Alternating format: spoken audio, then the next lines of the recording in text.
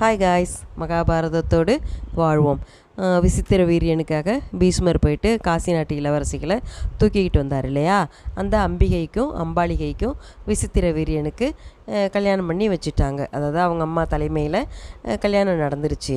ஆனால் அவர் தான் ஒரு கடுமையான நோயாளி. அதனால் என்னாச்சு, அன்னைக்கு ராத்திரி அந்த ஃபஸ்ட்டு அம்பிகையோட தான் அவர் தனியாக இருந்த பொழுதில் அந்த ஒரு பதட்டத்துலேயோ என்னமோ தெரியல, அவர் அப்போவே இறந்துட்டார். அதாவது இந்த பொண்ணுங்களோட நிலைமையை பாருங்கள்.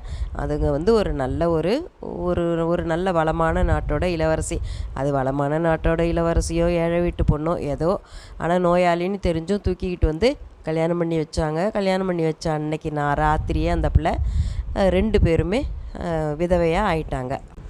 ஆனால் அந்த சத்தியவதி அம்மா என்ன பண்ணினாங்க, அவர் இறந்ததை, அதாவது தன்னுடைய மகன் இறந்ததை வெளியில் யாருக்கும் தெரியக்கூடாது அப்படின்ட்டு கட்டளை போட்டுட்டாங்க. உடனே அவங்களுக்கு சின்ன வயசுலேயே ஒரு மகன் பிறந்திருந்தார் இல்லையா? அந்த பையன் பேர் வியாசர். அவர் தன்னுடைய அப்பா கூட தான் இப்போ வாழ்ந்துக்கிட்டு இருக்கிறாரு. இப்போது பீஷ்மர் அனுப்பி தன்னுடைய மகன் வியாசரை அழைச்சிட்டு வர சொல்லிட்டாங்க. அவர் ஒரு கடுமையான தவ முனிவர். அவர் இப்போ நேரில் தன்னுடைய அம்மாவை பார்த்து என்ன விஷயம் அப்படின்ட்டு கேட்குறாரு.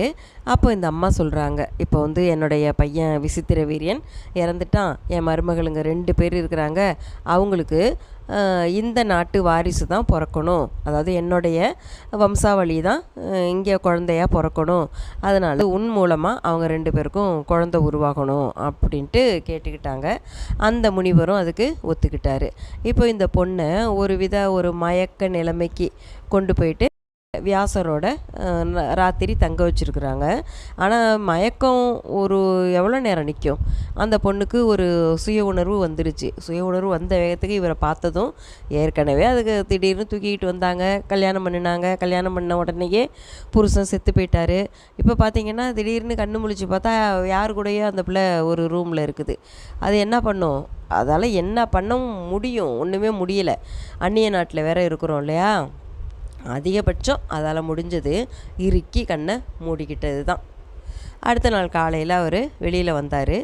அவர் தான் நல்ல ஒரு தவ முனிவர் இல்லையா? அவர் தன்னுடைய அம்மாவை பார்த்து சொல்லிட்டாரு, அந்த பொண்ணு என்னை பார்த்ததும் ரொம்ப பயந்து போய் கண்ணை இறுக்கி மூடிக்கிச்சு, அதனால் அதுக்கு குழந்தை பிறக்கும், ஆனால் ஒரு கண்ணு தெரியாத பிள்ளை தான் பிறக்கும் அப்படின்ட்டு சொல்லிட்டாரு. இப்போ அடுத்த நாள் ராத்திரி அவர் அம்பாலிகை கூட இரவு பொழுத இருந்திருக்கிறாரு. அப்போ அந்த பிள்ளை பார்த்திங்கன்னா ரொம்பவே அது சின்ன பொண்ணு. அது என்ன ஆயிடுச்சு, கிட்டத்தட்ட ஒரு பயத்தில் பாதி வெளுத்து போயிடுச்சுன்னு சொல்லுவோம் இல்லையா? பாவம் அந்த பிள்ளை அளவுக்கு அதிகமாக பயந்து போயிடுச்சு.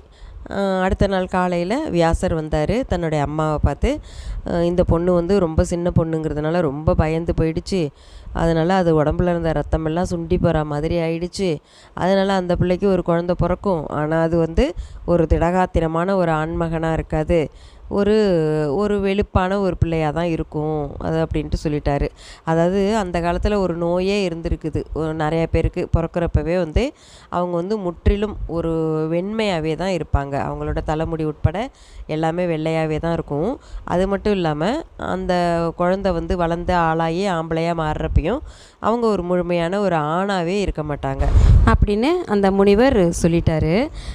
இந்த பொண்ணுங்களோட நிலைமையை பார்த்தீங்களா? நல்லா சீரும் சிறப்புமாக வாழ்ந்துக்கிட்டு இருந்த ஒரு இளவரசிகள், ஒரு செல்ல பெண்கள். ஆனால் வலுக்கட்டாயமாக தூக்கிக்கிட்டு வந்தாங்க, ஒரு நோயாளிக்கு கல்யாணம் பண்ணி வச்சாங்க. அதுங்க ஒரு நல்லபடியாக வாழவும் இல்லை. அதாவது வந்த அன்னைக்கு அதுங்க விதவையாயிடுச்சிங்க. இப்போது பார்த்திங்கன்னா அதுங்களுக்கு ஒரு குறைபாடான ஒரு குழந்தை தான் பிறக்க போகுது. பாவம் அந்த பொண்ணுங்க. இந்த மாதிரி நிறையா இருக்குது மகாபாரதத்தில். நம்ம தொடர்ந்து பார்ப்போம்.